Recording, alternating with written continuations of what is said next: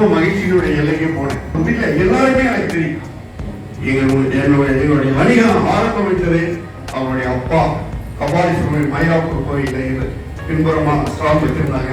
அந்த காலத்தில் எங்களுடைய தொடர்புகள் இருக்கு. சீனிவாசன் அவருடைய பிரதர்ஸ் கூட நல்லா கோஆபரேட் பண்ணி ஏற்கனவே ஒரு பிரான்ச் இங்க இருக்கு. இது 2வது பிரான்ச் ஒரே இடத்துல. இதெல்லாம் ஒரு பெரிய அச்சீவ்மெண்ட் தான்.